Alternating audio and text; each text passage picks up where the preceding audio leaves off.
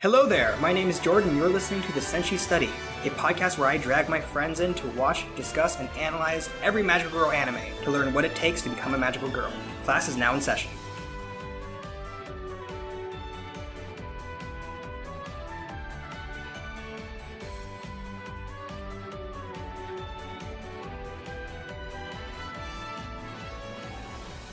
So today's study buddy is my friend here, Silver Maxis. Hi guys, I'm Silver Maxis. I run a podcast known as the Toku Roundup with my friends, and I am a big tokusatsu buff, and my friend Jordan has asked me to join him on this little voyage to watch... It's not a voyage, it's a magical quest. It's an adventure. It's an adventure, okay. But yeah, he's asked me to join him for... What are we talking about today? As far as I know of magical girls, but specifically Sailor Moon. Ah, Sailor Moon. But before we dive into that, do you have any experience with a lot of magical girl anime? Literally any of them? Not exactly. I mean, I've watched a little bit of anime, but never really any sort of magical girl. I think I've watched like the first 2 episodes of Madoka Magica, which isn't saying too much because, you know, it's episode 3 that... It's also like saying, hey, I'm really big into mecha anime, and the only one I've seen is Evangelion. And 3 episodes of it. When you have a lot of these subversive anime, they aren't really good representations of what the medium's about. Fair enough. Genre.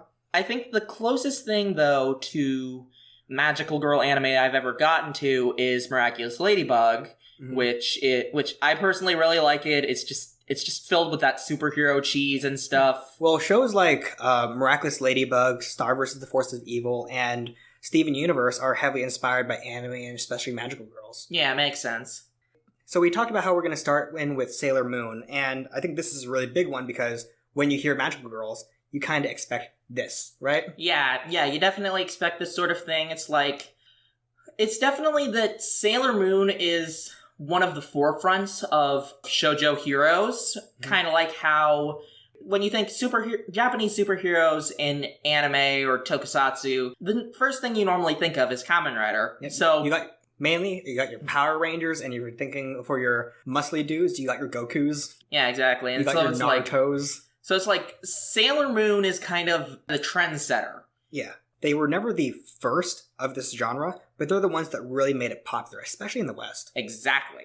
Now, it's interesting that we end up bringing this one first because there are kind of different subgenres of the Magic Girl. So we have our main teams like Sailor Moon, but we've also gotten the very highly saccharine, sugary, happy, cutesy girl types that we normally imagine. This is your Glitter Force. Yeah, absolutely. Your Glitter Force or your other Pretty Cure series. Yeah. And these are your, this is what you normally expect. It's like, oh, this is like a little girl show. It's like, that's fair. The other ones we expect these days, though, also get the oddly dark that in a post-Madoka world. Yeah. Now, we'll probably get into those someday. Probably not with me because I'm very much the type of person who prefers to watch those kind of action-y shows of, superhero teams and whatnot, which this is. Yeah, Sailor Moon, that's what it is, It's a female superhero team, and that's one thing that I really like about it. Yeah. Now, when we have these other darker ones, we have our Magical Girl Sight, we have our Yuki Yuna as a hero, and we also have the Magical Girl Raising Project. Just to name a few within the past few years. It's a weird trend, but for Sailor Moon, it's kind of like a more feminine Sentai series for superhero Yeah, exactly. Series. Although we don't really start off with a Sentai team, we just start off with Sailor Moon. Yeah. So I think... It's definitely interesting. Yeah, so Sailor Moon is the obvious big pilot for us to study. All right. So, with a quick break, we'll go talk about Sailor Moon.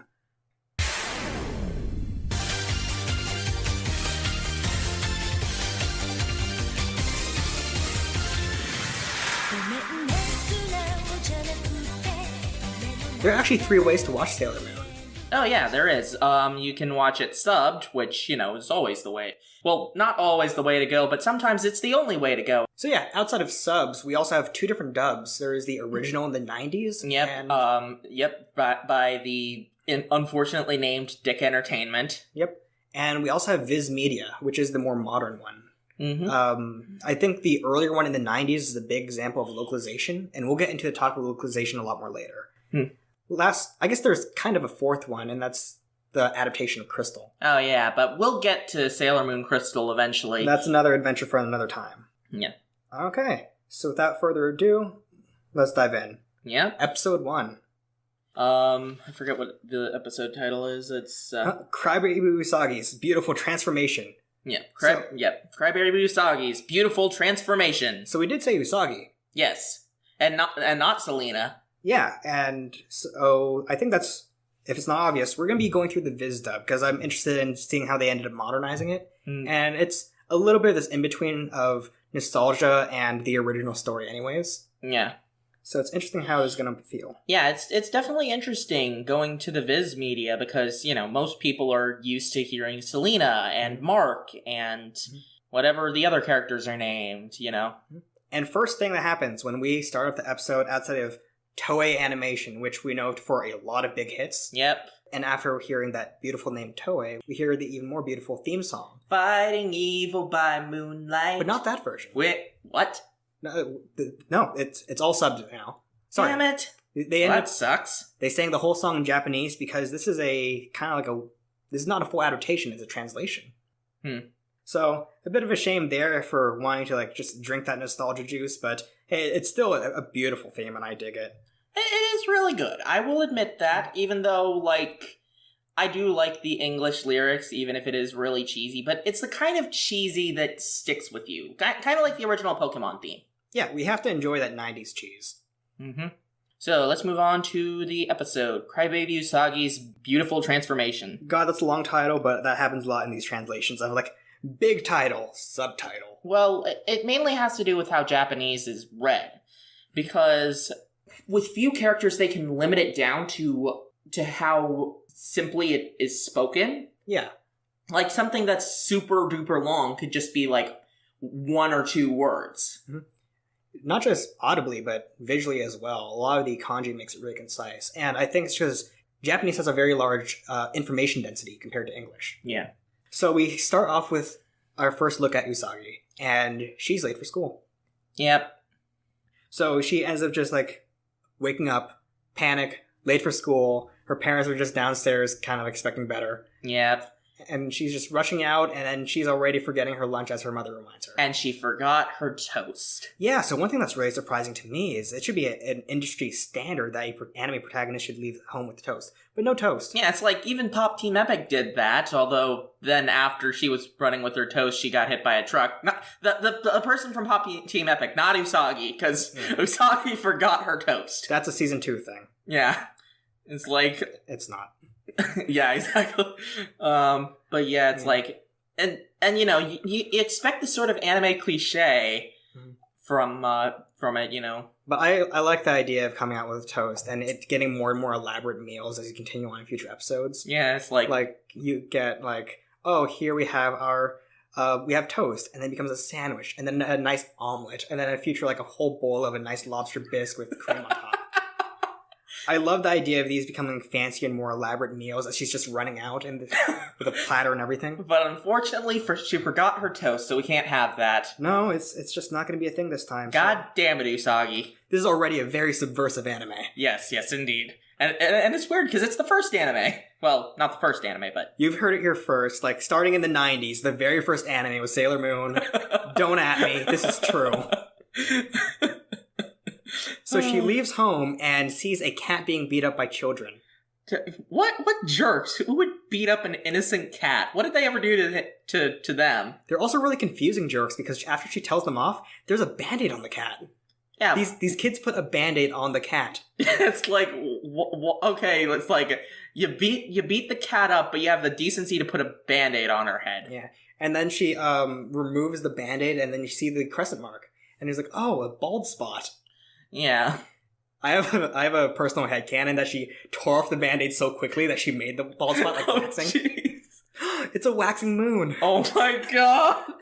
You're right. That's amazing. Okay, so she ends up interacting with this cat, and this cat ends up jumping off, and she realizes, oh god, I'm still technically late for school. Yep, and so she gets to school, and the teacher is, of course, there to scold her. To be fair, she was really late. Yeah.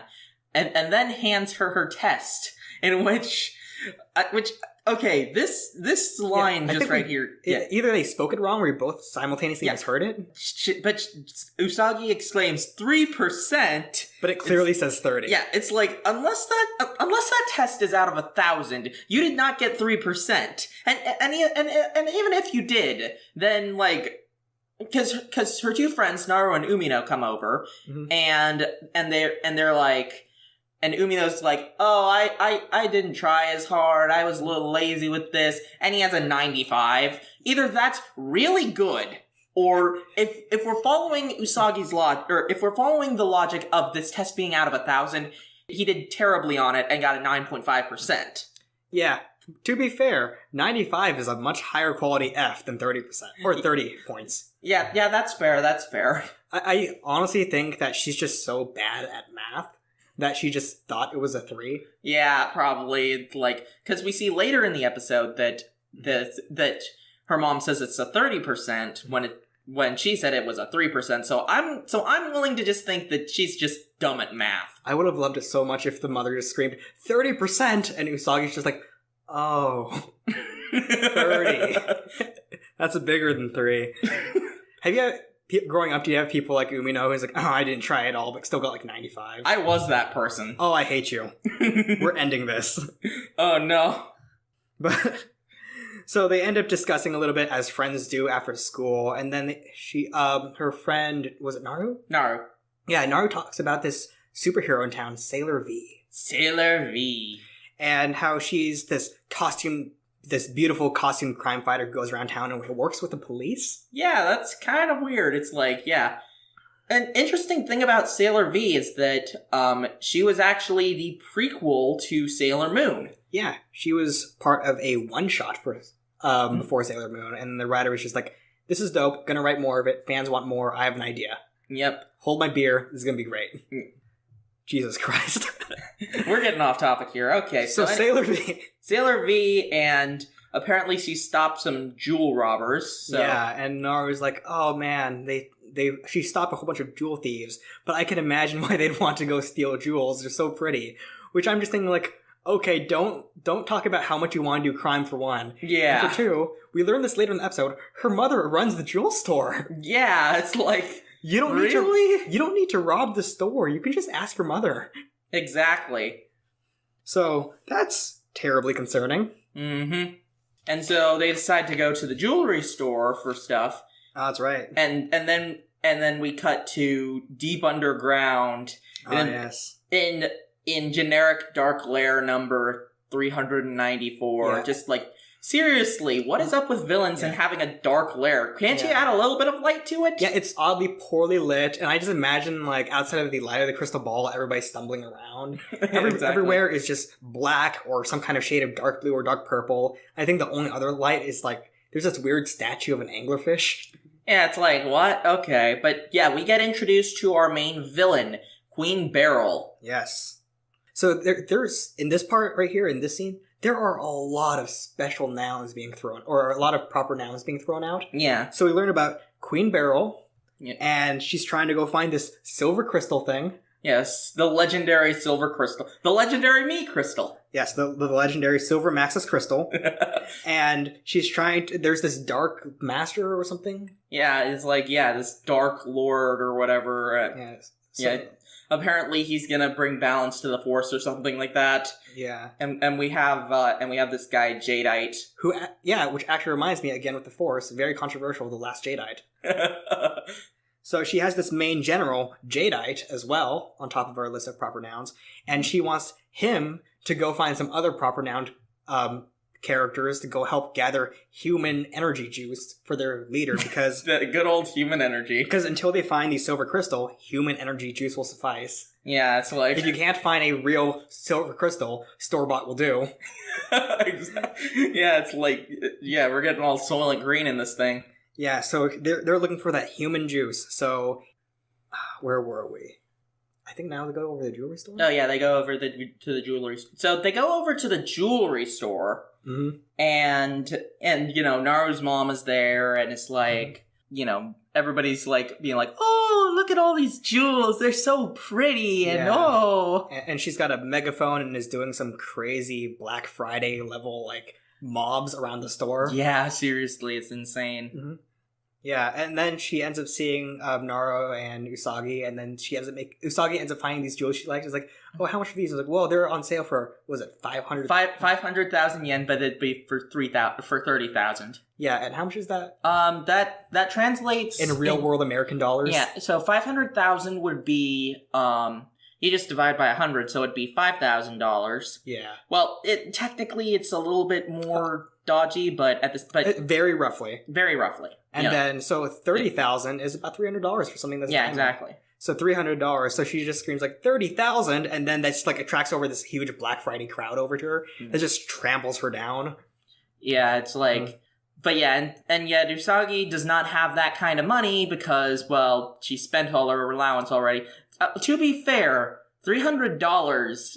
I mean, that is that is relatively cheap, but at the same time, it's a great deal. But you're still spending $300. At the same time, I don't think that a 15-year-old girl in the 90s would be able to afford that on her own. She'd have to save that money up. Yeah, and she talks about how, well, she did so poorly on her test. She got 3 or 30%. Yeah. So her parents won't be very happy with that. Take your pick on which one it is. What if the mother's also bad at math? It's hereditary, and she also reads it as that. Oh my god. But no, she actually reads it as the... But anyway, so Usagi gets upset at the test and throws it in the air, and it ends up landing on the head of our main male protagonist, Mamoru. Yeah. Yeah, and he's a jerk. He's a guy who looks like a 90s punk. He's got to be fair, jacket, glasses, purple pants. His purple pants. But yeah, it's like, well, I mean, for one thing, he did get hit in the head with a piece of paper. And he unfolds it and reads, it's like 30%, which I guess does confirm it's 30%. Yeah, it is 30%. Unless he's also bad at math. Oh god, everybody's bad at math in this universe. Mm-hmm. So he unfolds like 30%, and then I'm glad we were immediately introduced to this possible love interest who immediately starts negging her. Yeah, seriously, just it's kind of, yeah. So yeah, he's a real jerk face, and then he proceeds to call her the worst thing you can call a kid in the 90s, bunhead. Bunhead. So she's not thrilled about real meaning and everything like that, and she's gonna go stomp on her way home. Mm-hmm.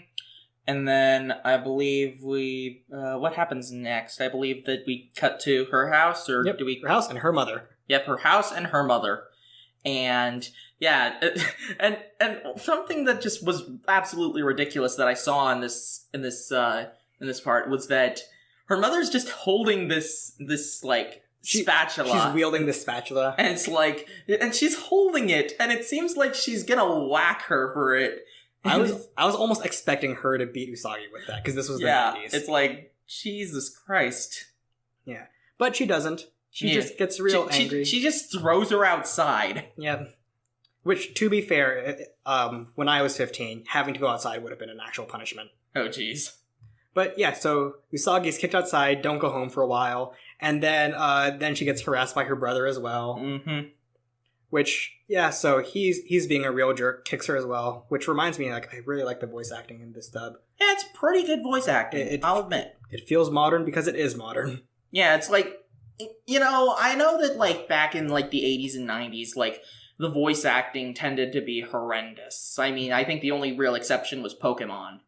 You know, well, Pokemon and Dragon Ball Z, I think those were the two exceptions. Yeah. But it's like, nowadays, we have such amazing voice actors, like Vic Mignogna, Yuri Leventhal, Johnny Bosch. It's so many, but at the same time, it's not, because it's almost always the same 10. That's fair.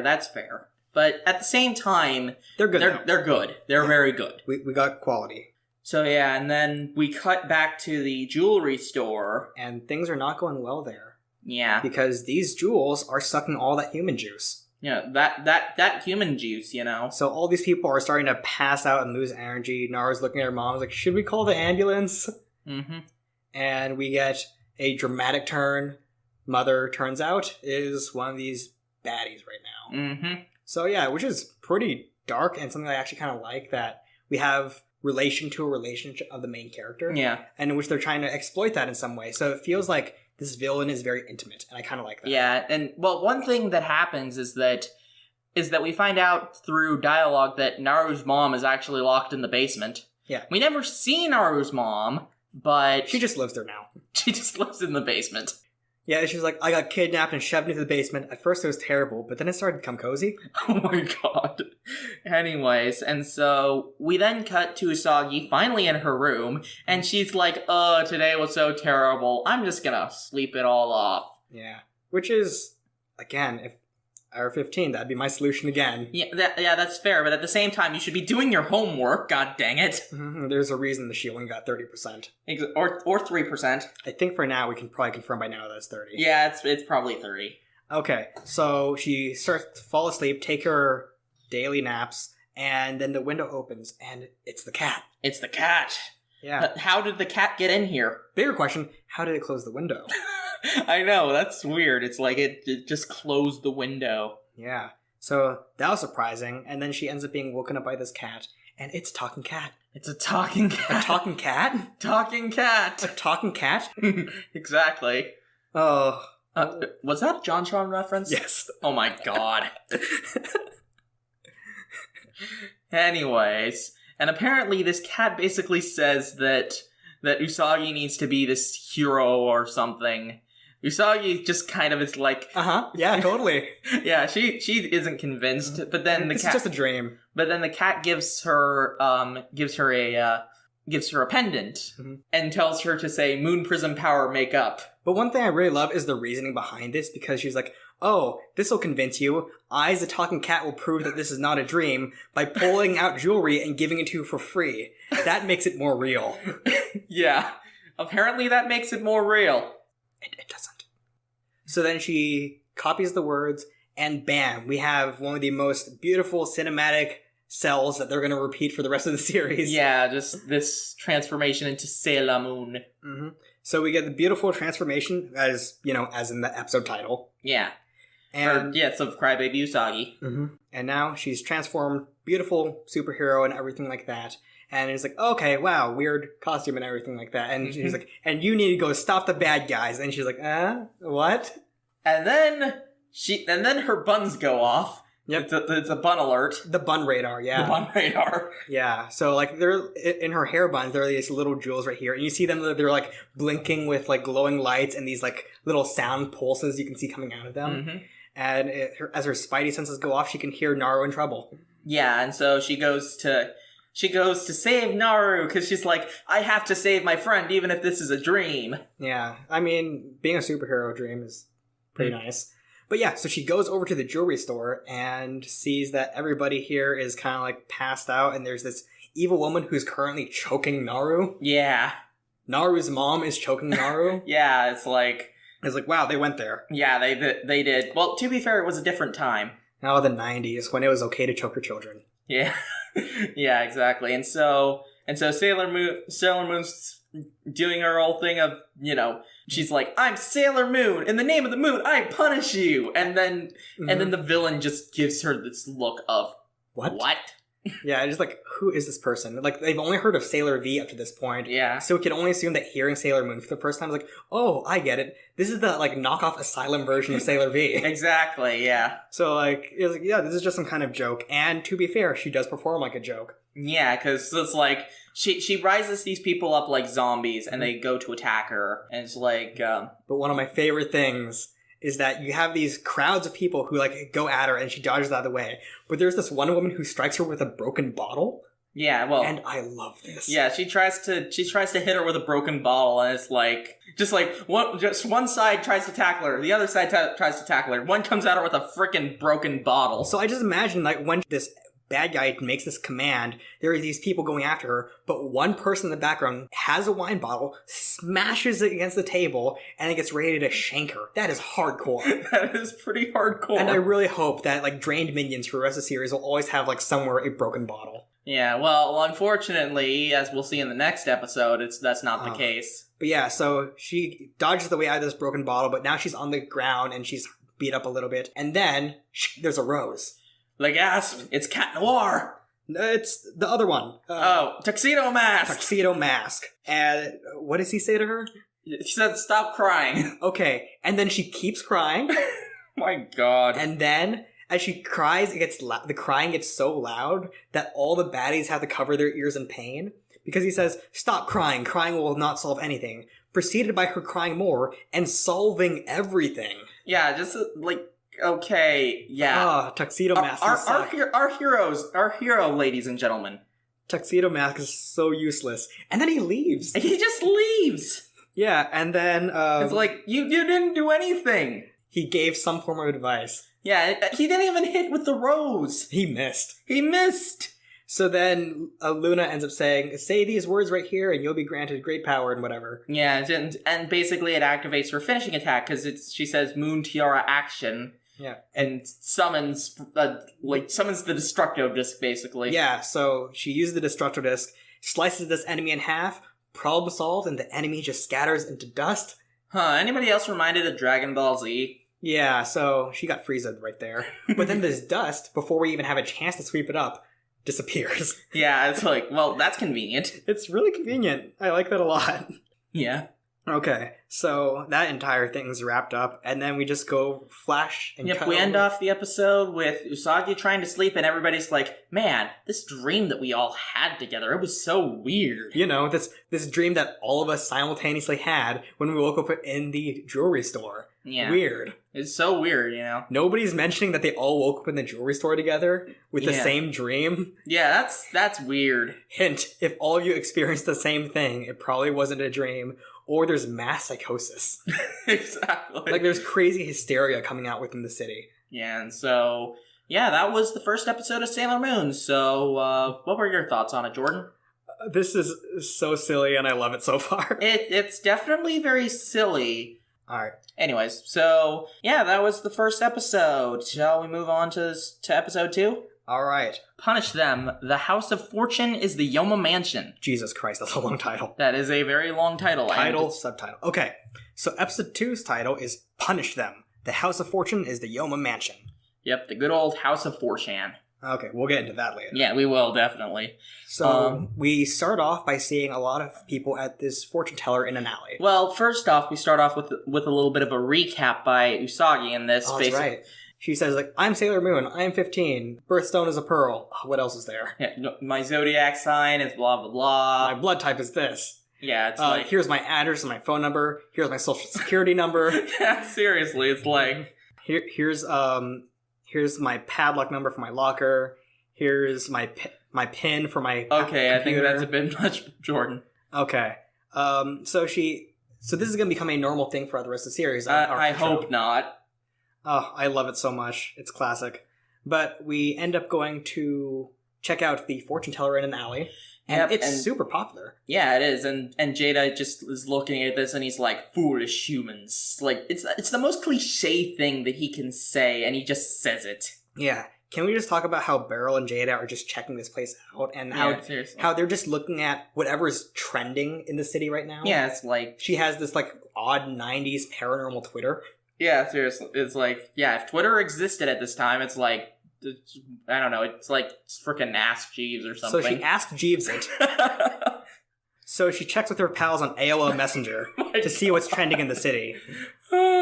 Take your pick on which one you want to have. But man, that is such a weird power for Crystal Ball.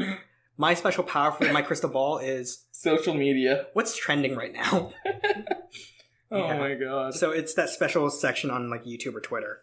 Mm-hmm. So, and then she just... And this is my favorite part out of our series so far. And then after gazing through the crystal, she ends up asking her crowd of minions, like, "Have you found the silver crystal yet?" And then simultaneously in 3, 2, 1. No.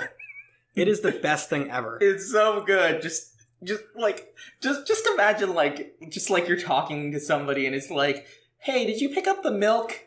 No. It's just the most oddly depressed and dejected thing out of her minions. So I know that they're probably being mind controlled or whatever, or slaves or whatever it's going to be, but I just love the idea that they're also just sad about it. They're disappointed in themselves on top of her disappointment in them. Yeah. And that is adorable and hilarious to me. Mm-hmm.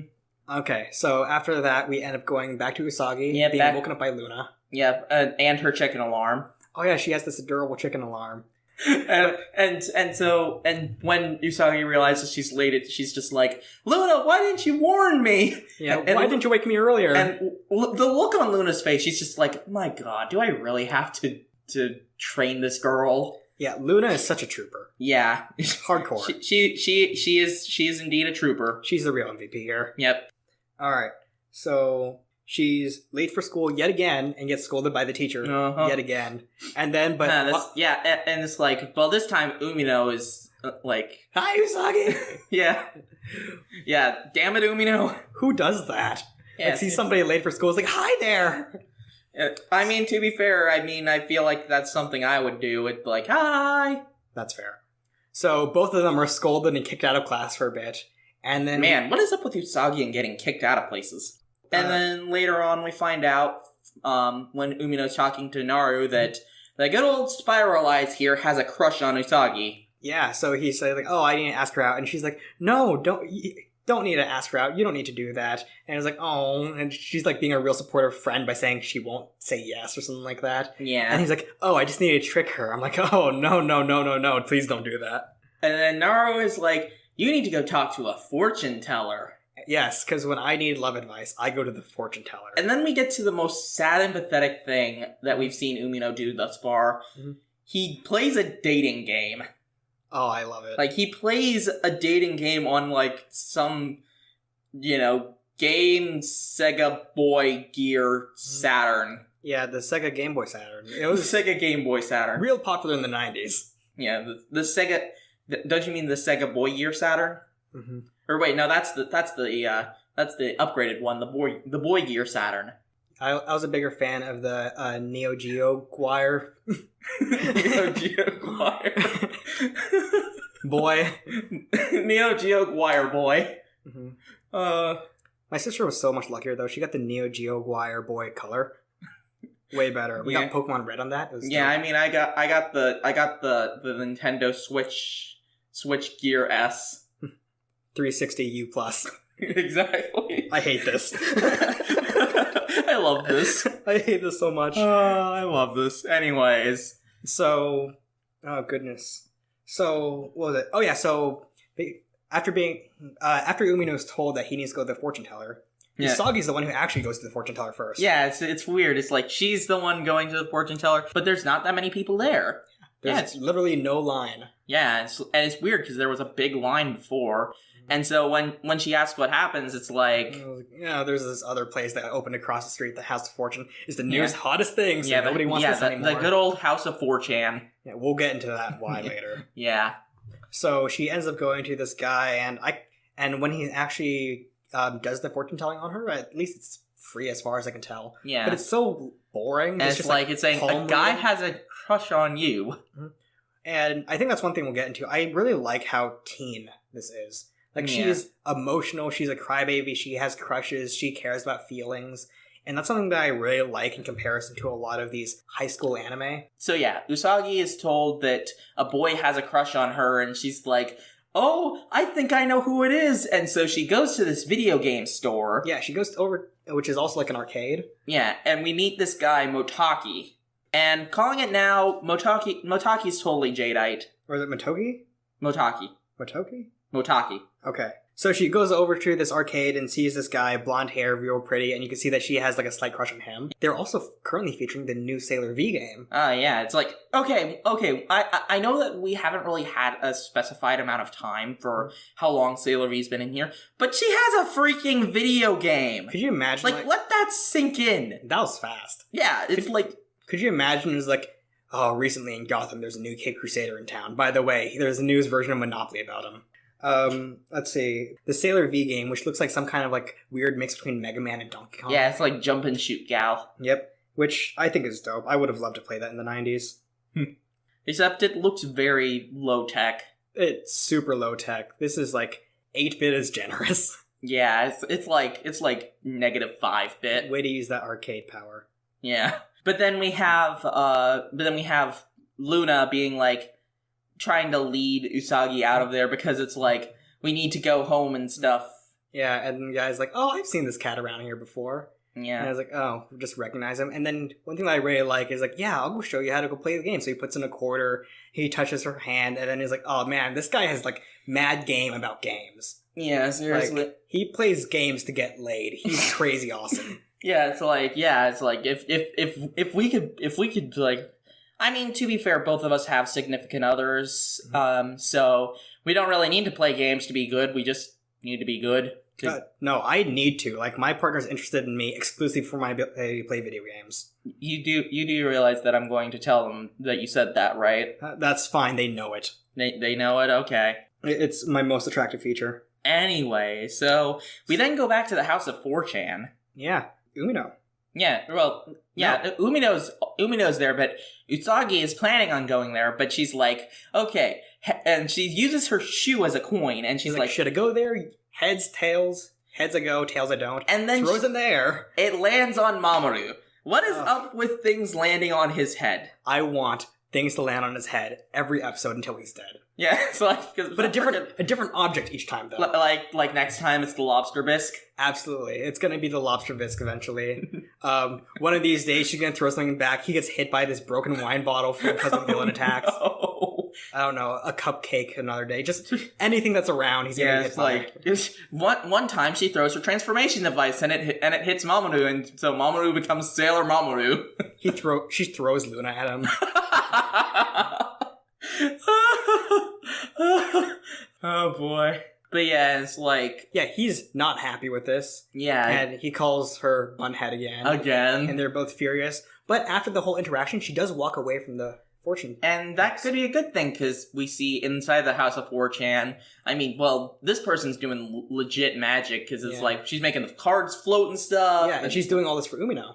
Yeah, for Umino, and like, she slips the devil in his... the devil tarot card. Yeah. Yeah, not the actual devil, or... The literal devil is canon, and she put him in his pocket. Literal devil's real, surprisingly small. So we have the devil in him now, whatever that's supposed to mean. Yeah. And so then we cut back to school the next day, and Umino's a dick. Yeah, seriously. he comes to school, like, dressed like a total delinquent. Mm-hmm. He flips up the teacher's skirt, and you see her panties. As a matter of fact, we should mention that this episode was not in the original dub. Yeah, because if you watch the original dub, you'll realize, oh, I have no idea who this gamer guy is. He just, like, shows up, and you don't know who he is. Yeah, it's like... But this episode was skipped in the original dub. Because, you probably can't show these types of things. Yeah, you can't... that's probably a no-go with showing somebody flipping up her skirt to see her panties. I think it was a dress. Or was it? I don't remember. Or dress, whatever. Either way, it's sexual harassment. Yeah, exactly. And just, like... And then we get to one thing that... She's starting to, like, scold him, saying, like, oh, how dare you do all these things? And then, like, in response, trying to ignore her, he takes out this whole loaf of bread and starts just chomping on it. You see that, Usagi? This is what you were missing. Yeah. You were missing your toast, and so you know what? Umino's gonna make up for it by getting a whole freaking loaf of bread. He's gonna eat enough toast to, like, make up for the whole season. Exactly. So he's just, like, eating this entire loaf of bread, which I think is an oddly amazing way to, like, shut somebody up. Just hold your finger as if to say wait, and then eat a whole loaf of bread, and don't respond to them until you're done. You might vomit after. But at least you get to ignore them.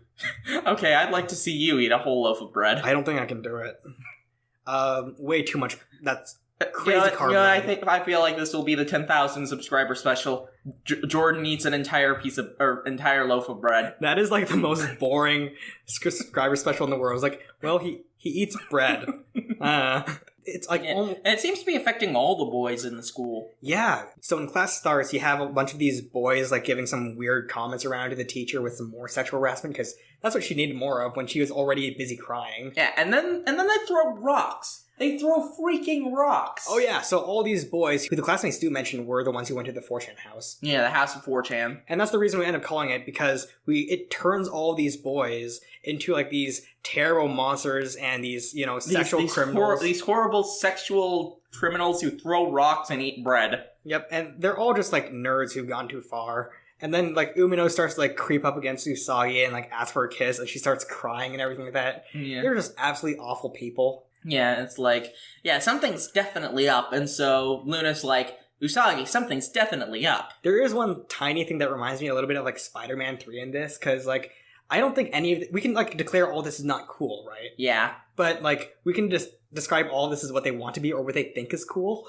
Yeah. And that's what just reminds me of Spider-Man 3 with the dancing scene. And like, Oh my god, hey, how you doing? Because it's not about being cool. It's about this character being such a loser that this is what they think is cool.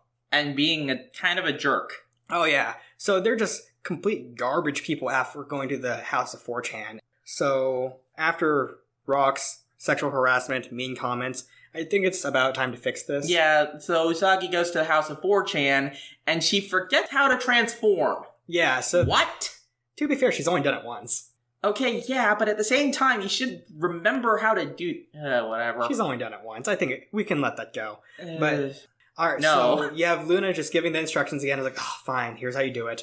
One thing that I do kind of like find interesting about this House of Fortune, though, is that it's exclusively guys. Yeah, like, for some reason... There are literally no girls who are interested in fortune telling. Yeah, it's like, the House of... And yet we see a bunch of women with the fortune teller over there, but it's like the House of 4chan, there's no, like, there's only guys. There's only high school age guys. Yep. What? So I just find it funny that women were all over the original fortune teller, and new fortune teller comes into town. Now they're interested in neither of them. It's like this new fortune teller with blackjack and hookers. Yep. We go over. She comes in and is like, okay, I will punish you. You know the drill. Yeah, the usual, you know. You guys know how it goes. And this enemy goes full Medusa. Yeah, this was definitely interesting. I definitely like the design of this villain more than the one of the first episode. She was a shriveled old hag. She was just what the mother looked like, except older and skinnier. Yeah, but this one looks like an actual, like... monster. Yeah, exactly. So, and all the boys are, like, oddly, like, green-skinned, zombie-like again. Yeah, exactly. And it's like, they come in and attack. Unfortunately, no beer bottle. There's no bottle gets shattered here. Nobody's gonna shank her, which is a shame. I thought that would have been really cool to keep that up. However, this time, what is a better change is that when Tuxedo Mask comes in, because, the Rose comes in, he actually hits something for once. Not hard, just enough to annoy it. Yeah, and it kind of stops the zombies a bit. Yeah, they just, like, it hits something, they turn around, and he says this is the most beautiful interaction again, which goes, what did he say? It's like, never give up. Okay. And then he leaves. He just leaves. Oh my god, Tuxedo Mask sucks. Yeah, seriously. Oh, it's so amazing. Oh man, it's like... But we do as we did last time, Destructo Disc. Yeah, Destructo Disc, all the stuff. This time the cards disappear with the dust. Oh yeah. And then, she turns to dust. Luckily, the boys don't. And the dust just fades out. Yep. And then, once again, we cut to school again. And Umino is super embarrassed because of all the bad things he did. Oh, I did all those things. It's so absolutely terrible. But, you do terrible things all the time. And you're awful. I should just be more like you. Wow, what an ass. Who needs enemies when you have friends like these? Yep. And so that's the end of the second episode. And I gotta admit, this episode was definitely a lot better than the first one. Yeah, I like seeing... I think one thing that really stands out compared to the first one is character relationships. Oh, yeah, definitely, because you get to learn a bit more about Umino. I guess a little bit about Naru. Well, you get to see how she interacts with both of her best friends. Seeing, and also, one thing that we forgot to mention in this is that... is that her father ends up showing up, and we get to see, like, interactions with her father a little bit, and, like... She has parents. Yeah, that's one thing, because in a lot of anime and superhero shows, there's, like, one or both parents are either dead or missing. Do you think she just traded bread for parents? She traded bread for parents. That's the reason why she doesn't have any bread. When you're an anime protagonist, pick one. Yeah. Breakfast or parents. Breakfast or parents. You can't have both. You either go hungry or you're an orphan. Mm-hmm. It's either that or you can, like, make a compromise and you have one parent. Yeah, exactly. Or, like, a family friend that takes care of you. Yeah, exactly. Oh, so amazing stuff. Alright, so that's going to be our... that's it for the first two episodes, yeah. Alright, so that'll be how much we're going to be watching for today. So what do you think of Sailor Moon? Here's the thing, is it definitely shows its age. Yeah. And it definitely shows... Yeah, I don't like Usagi. She's just kind of this pathetic character, and There's a bunch of characters that I could name that are in high school that do this a lot better than Usagi, that I have seen in multiple anime and multiple TV shows and whatnot. I think one of the big ones we can compare this to is Peter Parker from Spider-Man. Oh yeah, totally. I think both of them are supposed to have this role of, you're a wimp in high school, you're really pathetic, you're trying to juggle all these aspects of life, and you just can't do it. Except Usagi's not juggling too much, she's just there with her friends. And then it's about, being somebody else and literally transforming. Whether you're putting on the costume or you're putting on the sailor outfit, you're becoming something bigger. Yeah, and I feel that, people like Spider-Man, that they do things a lot better than Usagi. And Usagi just isn't an appealing main character to me. At the same time, though, the lower your character starts, that means they also have more room to grow. And the problem is that in a lot of these series, you have origin story done growing. Or you have, tiny, tiny arcs here and there, but I feel like Usagi has a lot more room to grow. I guess so, but I'll admit, getting to riff it was a lot of fun. And that's probably the way that I would want to watch the series. However, watching it on my own, without, Jordan or one of my other friends to riff it with me, that just gets boring. Let's see. But there was nothing that really actually pissed me off. I'll say that there are some parts, this definitely looks old, but there are two aspects I'd say this really holds up. One would be, because it had a 2014 dub, all the voices and sound design was excellent. The music was excellent, the voices were excellent, sound effects were excellent, all of it works. And it still kept the original feel of it, which is good. It did feel nice. Yeah. I will admit that. Another aspect I found really appealing was, I don't know if you noticed the art design. If you look at the backgrounds, all the backgrounds were drawn and really nice and clear. But beyond that, it's definitely pretty old. Yeah, I will admit that with the sound design of the Viz dub... That helped a lot. Yeah, it did help a lot. And that it does look very nice for the 90s. While I do admit that the sound design and the visuals do look really good, I do think that it's aged pretty poorly. I think if I were a kid, I would be absolutely in love with this. But I'm not. So I think there are a lot of appealing things that I can appreciate from this, but I think that's where Sailor Moon Crystal might change it for us. But we'll see how that goes. We'll definitely get to that. It's somewhere down the road. Yeah. So I'm going to have to ask you, 0 to 5, how'd you rate this? I'd rate it as a 2. A 2. It just feels really cliche and really dumb. I'd be willing to watch it again if I'm with friends, but other than that, not really. Because I have such a large anime backlog, I don't see myself continuing unless I'm going to continue to study more Magic Girls or watch more with friends. But I'd still say that there are so many redeeming parts of it, and I don't think I can call it cliche if it's the one that started the cliches. Yeah, that's fair. And, if anything, it avoided a lot of the anime cliches we're talking about in the first place. Yeah, like the toast. Yeah. So, I'd say I had a good time with it, and I'd give it a 4 out of 5, which means between us, we give it a total of 6 out of 10. Yeah. Now, keep in mind, because we go from 0 to 10, we're keeping 5 as a solid average. This is a nice show. Yeah, it's all right. Yeah, this was enjoyable.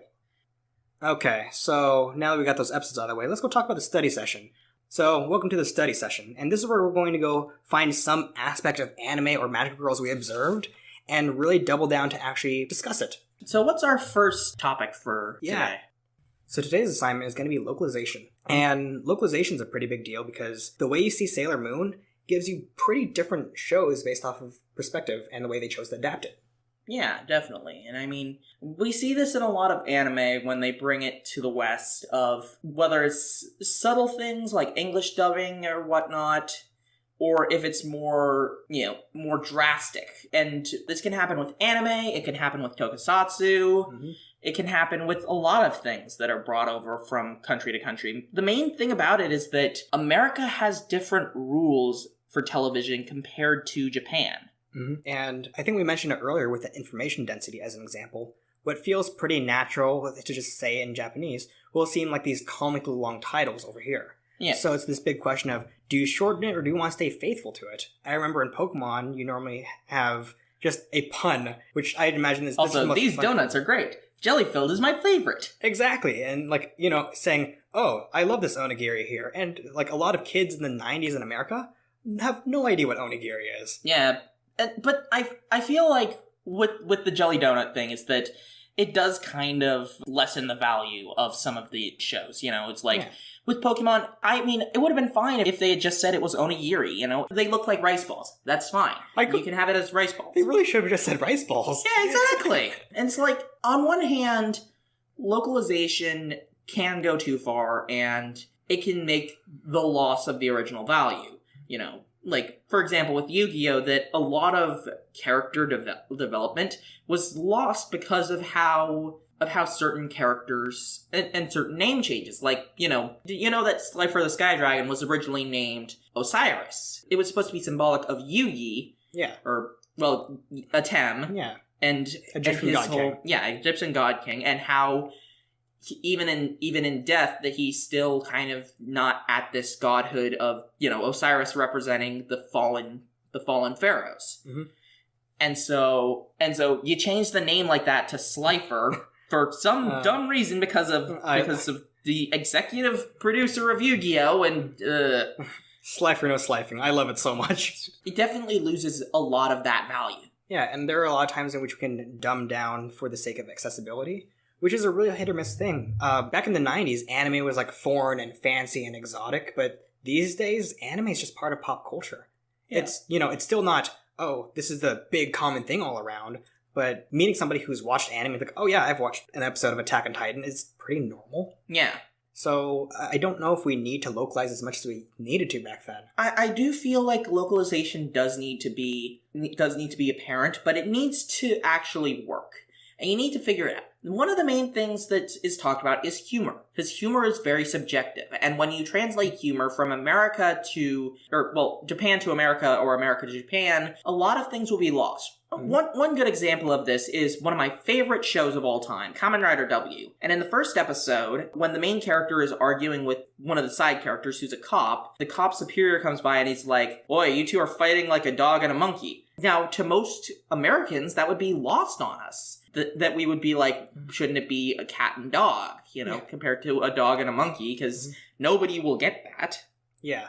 Or you can say, or people might get it and just like, okay, that could have been said better. Yeah, it's like one of those moments in which it's translation versus how faithful do you want to be in it. And I feel one of the main things that does need to be translated is when they have Japanese wordplay in puns and stuff, because another good example is Zyuden Sentai Kyoryuger, which is the original for the adaptation Power Rangers Dino Charge, and how both of them handle the Blue Ranger is very different. Because you have the Blue Ranger of Kyoryuger, and he is very much making a lot of these puns. Of course, since it's in Japanese, a lot of us don't understand those puns. However, when you move to the Blue Ranger for Dino Charge, he's funny in his own way, being this caveman in modern time. And so, him kind of being a bit dense when it comes to learning these new things, it's a lot different of a funny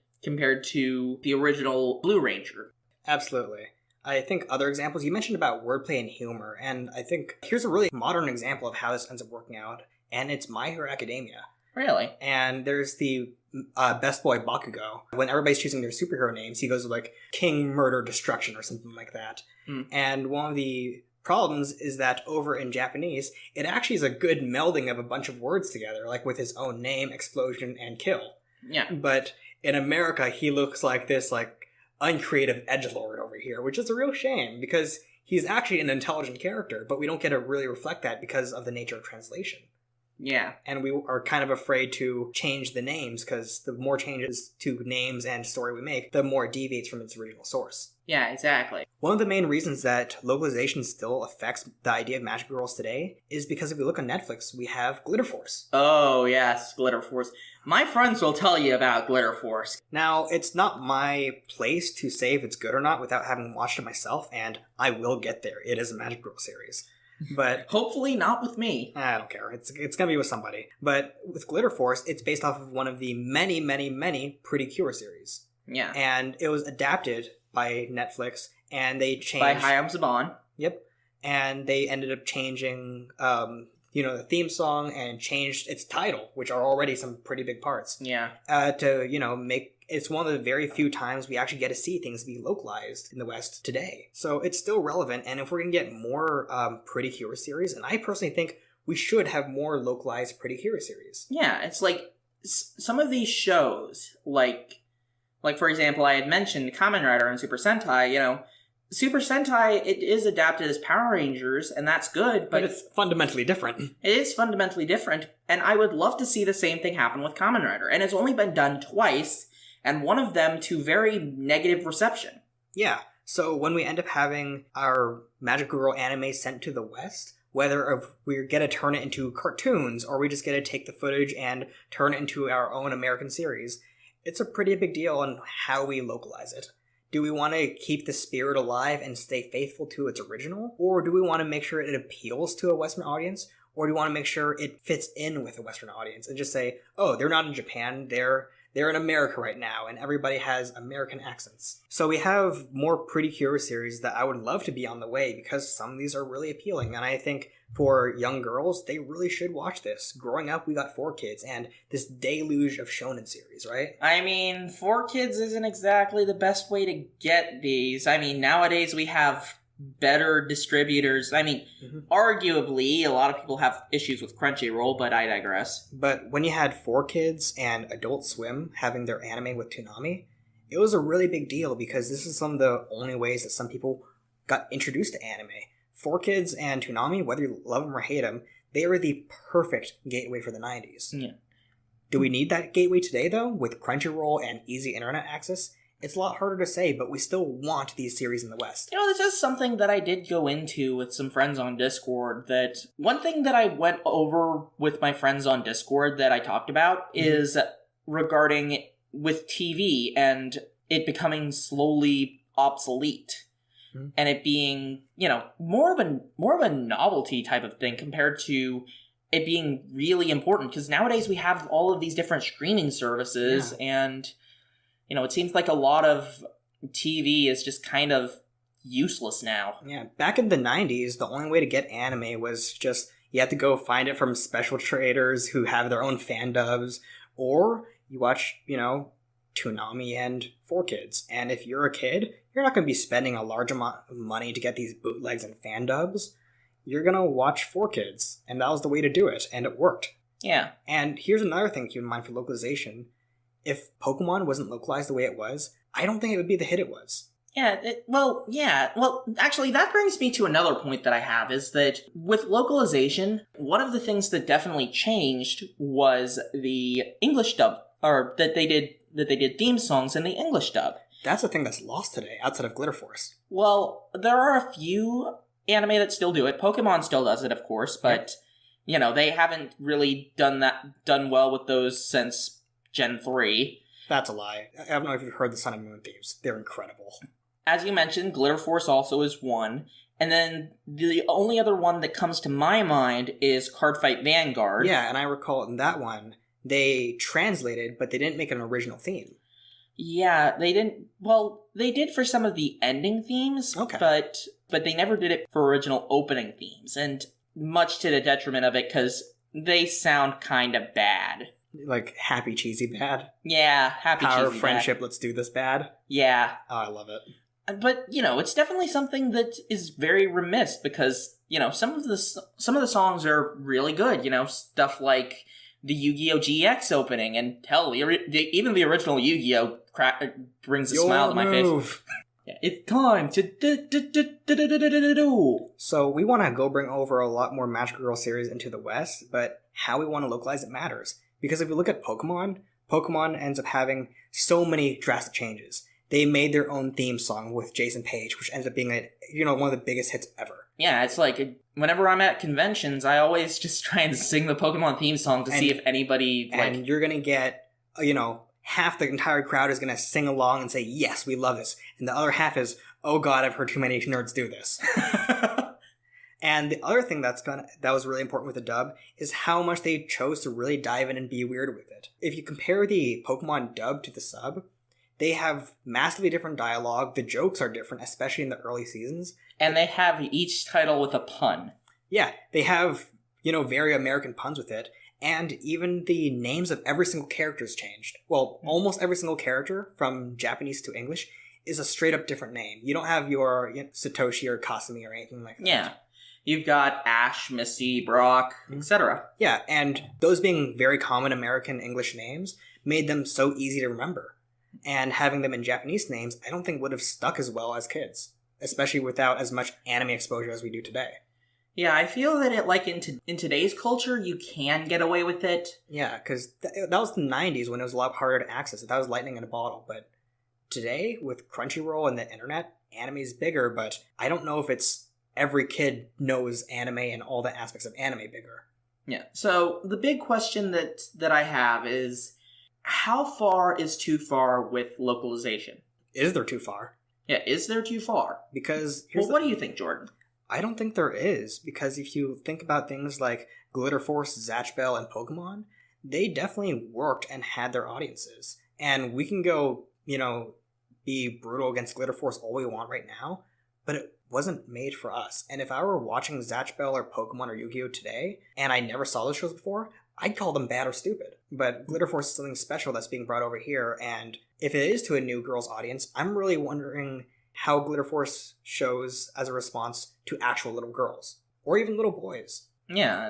Certain shows that are targeted for girls have a really big all-around following. Look at My Little Pony Friendship is Magic, that, it had a very big following for both men and women of all ages. And Sailor Moon and Steven Universe. Those shows have potential, and I'm really wondering what's going to happen if Glitter Force has a chance. If we're going to get, Glitter Force 2, Electric Boogaloo. Well, a lot of the Pretty Cure series are separate from each other. So it'd probably be Glitter Force GX or Glitter Force 5Ds or whatever's next.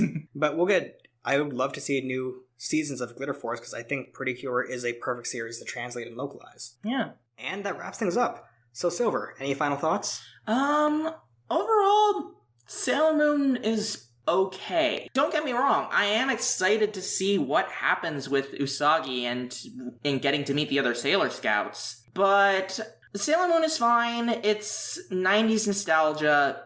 You have any thoughts for yourself, Jordan? No. No. Alright, I think that's going to be it for me. So where can they find you? Oh, yes. You can find me. I have my own channel, Silver Maxis. I don't really post too much stuff on there. I post a couple of Let's Plays, but where you'll really find me is on the YouTube channel, The Toku Roundup, where me and my good friends on Discord, we're all talking about Tokusatsu, talking about the newest news when it comes to Tokusatsu, and the latest episodes of Kamen Rider and Super Sentai, which recently we're starting up with talking about Kamen Rider Zeo, the newest Kamen Rider series. Okay, so they can probably start from there. Yeah, and so if you're interested in Toku, come drop by. And thank you, Jordan from Cuttlefish Productions, for having me on. Yeah, you can find me on Cuttlefish Tweet on Twitter. Cuddle as in the embracing action. And on Cuttlefish Tweet, I'll go pretty much tell a new joke every single day, so if you like comedy for some reason, go check that out. Anyways, that's been the Senshi Study.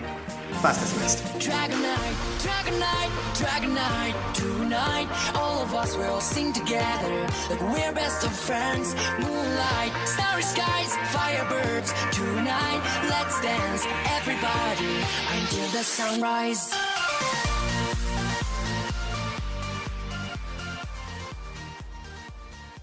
What? You still have not found the legendary silver crystal?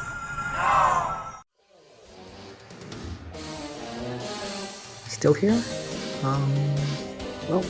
Sailor Jordan says, thanks for listening. Be sure to subscribe wherever, rate on iTunes, or share it around. Tune in next time, where everything changes and we learn to fall in love with the series. Only on Senshi Study.